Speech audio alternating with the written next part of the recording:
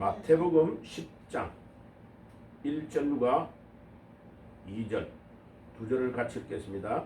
예수께서 그의 12제자를 부르사 더러운 귀신을 쫓아내며 모든 병과 모든 악한 것을 고치는 권능을 주시니라.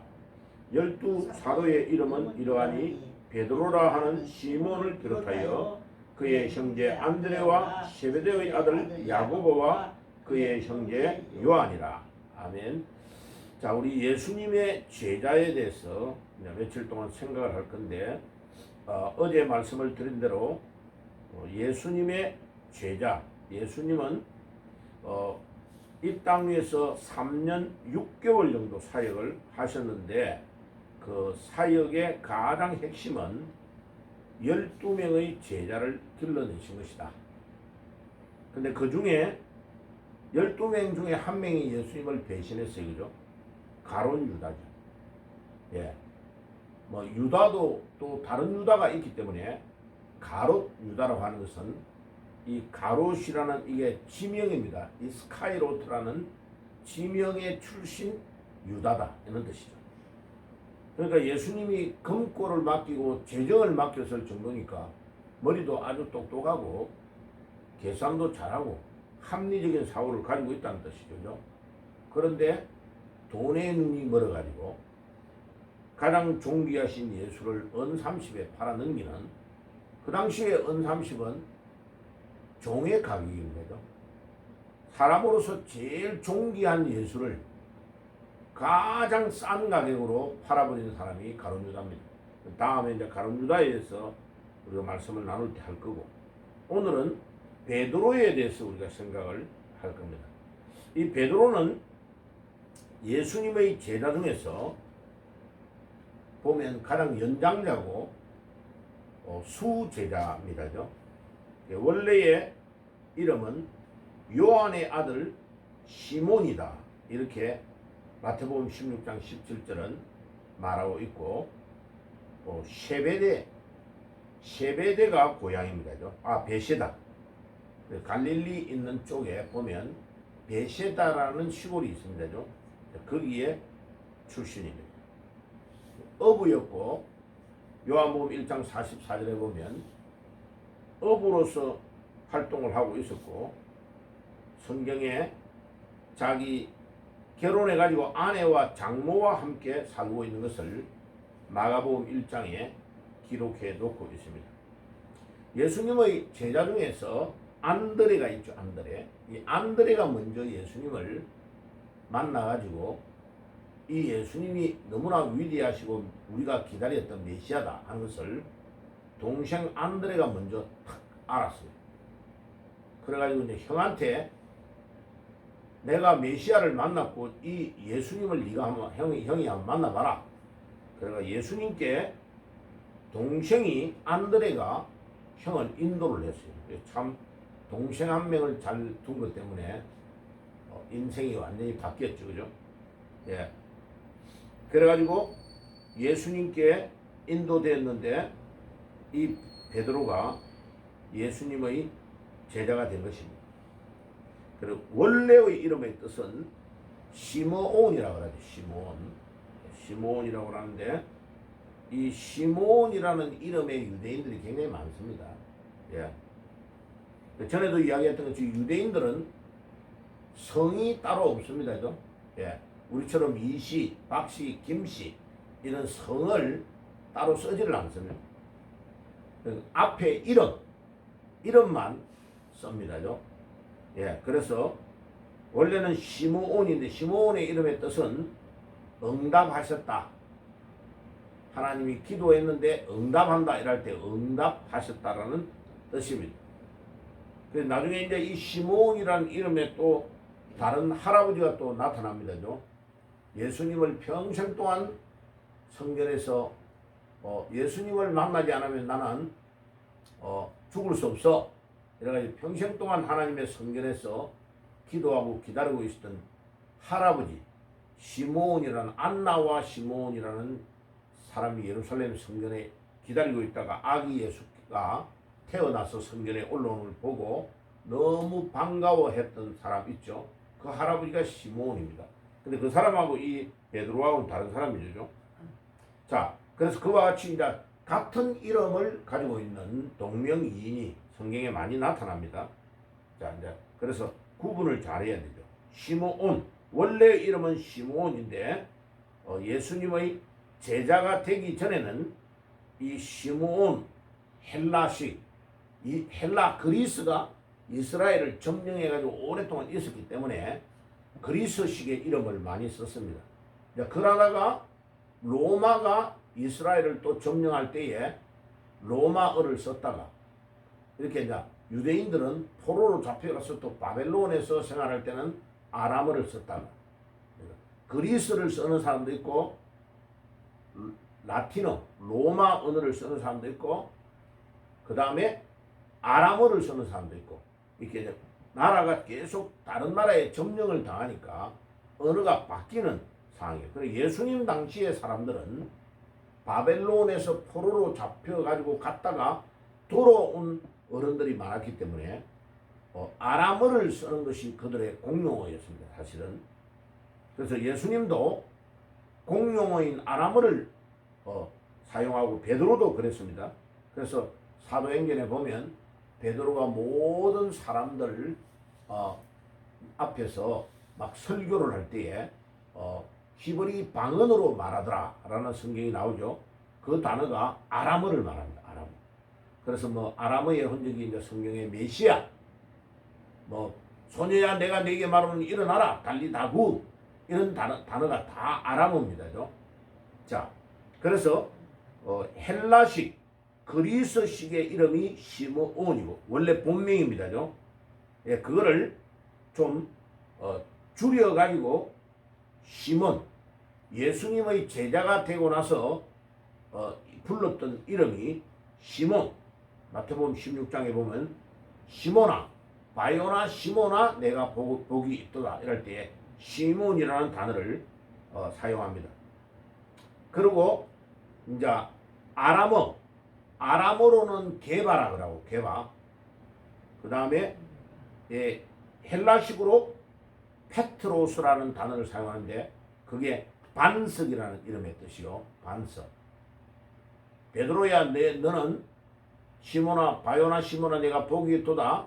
그래서 이 신앙 고백을 할 때 주는 그리스도시요 살아계신 하나님의 아들이십니다 라고 마태복음 16장에 고백하니까 이 반석 위에 내 교회를 세우겠다 할 때에 반석이라는 의미가 페트로스라는 단어인데 이 베드로의 원래 이름과 동일한 단어예요. 그러니까 이제 천주교는 이거를 베드로 위에 교회를 세웠다 이래가지고 일대 교황을 로마 바티칸에 가면 베드로의 시신을 지하에다 딱 모셔놓고 교황이 일대 교황이 베드로라 그러는 거예요.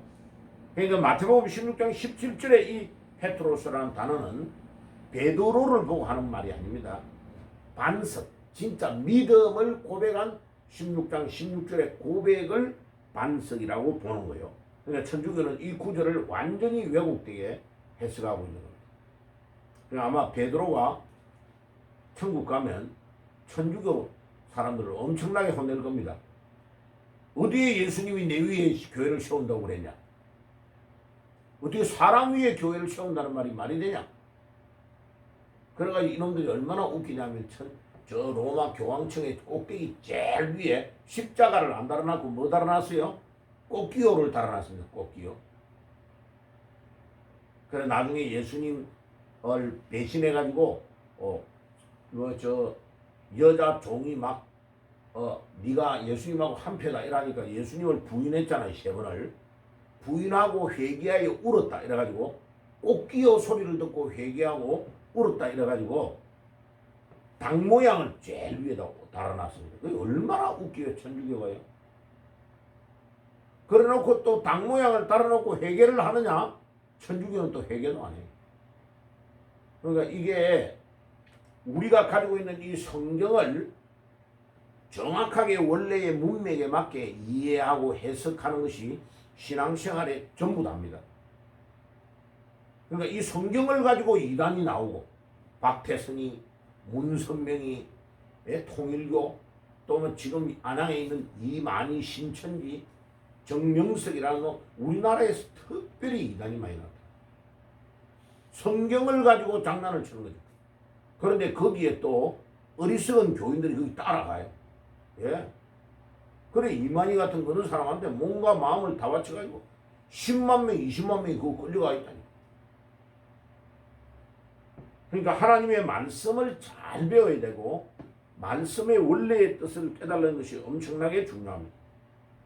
자, 그러면 이제 베드로의 이름을 우리가 정리를 하면 원래의 본명은 시몬이었다. 예수님이 예수님의 제자가 되고 나서 시몬이라고 불러줬다. 이제 아마 그 정도만 알고 아면 돼요. 그리고 헬라식으로 베드로라고 이름을 부르기도 했다. 그 원래 이름의 뜻은 반석이다. 아람어로는 그 이름을 게바라고 한다. 뭐 이름이 한 명의 이름이 굉장히 복잡하게 많아요. 그죠? 게바. 그 다음에 베드로, 페트로스, 페트라. 그 다음에 시몬. 원래의 이름은 시몬이었다. 두 개만 알면 돼요. 원래 이름은 시몬인데 줄여가지고 예수님의 제자가 된 이후에는 시몬, 바요나 시몬아 내가 복이 있도다 이럴 때 시몬 그렇게 불렀다. 자, 그리고 이 베드로는 예수님의 제자가 된 후에 성경 베드로 전서와 베드로 후서를 기록했습니다. 그리고 로마 쪽에까지 가서 뭐 유대인들에게 전도한 것은 말할 것도 없고 로마에까지 가서 전도를 한 아주 위대한 인물입니다. 그때 마가가 베드로를 도우면서 이렇게 통역을 하면서 엄청나게 중요한 일들을 많이 한 인물입니다. 나중에 마가는 바울에게도 또 많이 봉사하고 충성하는 사람이었죠. 그래서 이 베드로는 로마에서 복음을 아주 열심히 전하고 감독직을 수행을 잘하다가 베드로전서에 보면 그게 나옵니다. 네로 황제 때 십자가에 거꾸로 매달려 가지고 예수님은 바로 매달려 죽었는데 나는 거꾸로 매달려 죽겠다. 그래가지고 십자가에서 다리를 위로 자기 머리를 밑으로 거꾸로 매달려 가지고 순교했다고 기록되어 있습니다. 그래서 이거를 가장 잘 영화로 표현한 영화가 크바디스라는 영화입니다. 크바디스. 예. 주여 어디로 가십니까? 라는 뜻이에요. 예. 거기에 네로 황제 때에 이제 유대인들을 탄압하기 위해서 로마에 살고 있는 유대인들을 죽이기 위해 가지고 불을 의도적으로 질른 거죠. 그래서 로마시가 막 불타니까 사람들이 다 도망가잖아요, 살라고. 그래 베드로도 이제 도망가고 있는데 아니 살아나가지고 도망가고 있는데 저 반대편에서 로마 시를 향하여 들어가려고 오는 사람이 있는 거죠. 그래 딱 보니까 예수님이야. 그러니까 베드로가 크바디스 주여 어디로 가십니까? 그러니까 네가 버리고 가는 저 로마의 사람들을 내가 살리려고 내가 로마를 들어가고 있다. 그러니까 이 베드로가 충격을 딱 받은 거죠. 그래가지고 예수님을 따라가가지고 결국은 나중에 로마에서 순교를 합니다. 베드로가죠. 예, 굉장히 중요한 일. 그 다음에 바울도 이 네로 황제 때에 결국은 얼마 안 가서 목이 잘려가 죽습니다. 예.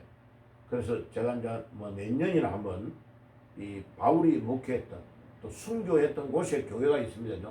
바울 기념교회 터키에 있는데 거기를 한번 가보려고 합니다.